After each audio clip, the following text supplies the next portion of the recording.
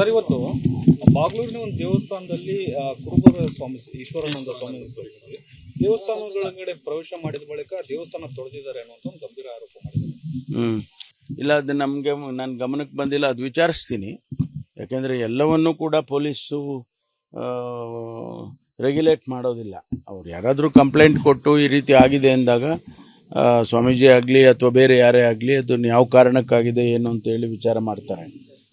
ಅದನ್ನು ನನಗೆ ಗಮನದಲ್ಲಿ ಬಂದಿಲ್ಲ ಇನ್ನೂ ಕೂಡ.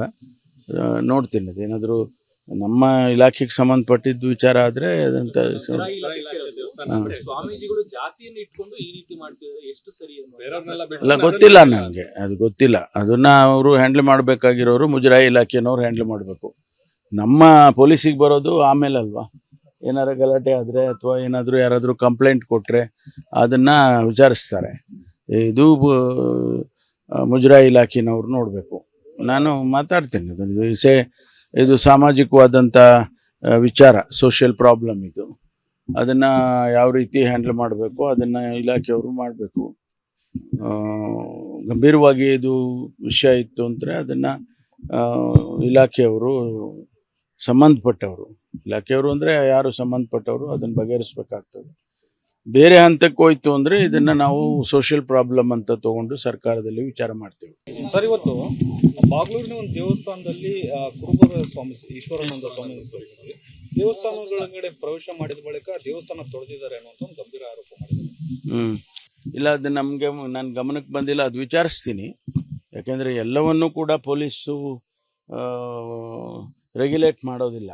ಅವ್ರು ಯಾರಾದರೂ ಕಂಪ್ಲೇಂಟ್ ಕೊಟ್ಟು ಈ ರೀತಿ ಆಗಿದೆ ಅಂದಾಗ ಸ್ವಾಮೀಜಿ ಆಗಲಿ ಅಥವಾ ಬೇರೆ ಯಾರೇ ಆಗಲಿ ಅದನ್ನು ಯಾವ ಕಾರಣಕ್ಕಾಗಿದೆ ಏನು ಅಂತೇಳಿ ವಿಚಾರ ಮಾಡ್ತಾರೆ. ಅದನ್ನು ನನಗೆ ಗಮನದಲ್ಲಿ ಬಂದಿಲ್ಲ ಇನ್ನೂ ಕೂಡ.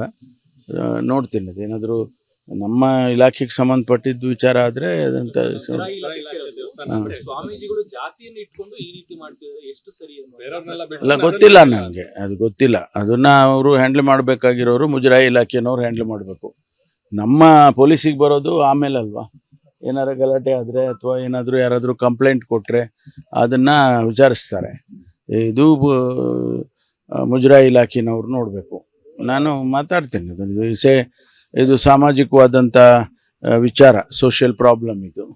ಅದನ್ನು ಯಾವ ರೀತಿ ಹ್ಯಾಂಡಲ್ ಮಾಡಬೇಕು ಅದನ್ನು ಇಲಾಖೆಯವರು ಮಾಡಬೇಕು. ಗಂಭೀರವಾಗಿ ಇದು ವಿಷಯ ಇತ್ತು ಅಂದರೆ ಅದನ್ನು ಇಲಾಖೆಯವರು ಇಲಾಖೆಯವರು ಅಂದರೆ ಯಾರು ಸಂಬಂಧಪಟ್ಟವರು ಅದನ್ನು ಬಗೆಹರಿಸ್ಬೇಕಾಗ್ತದೆ.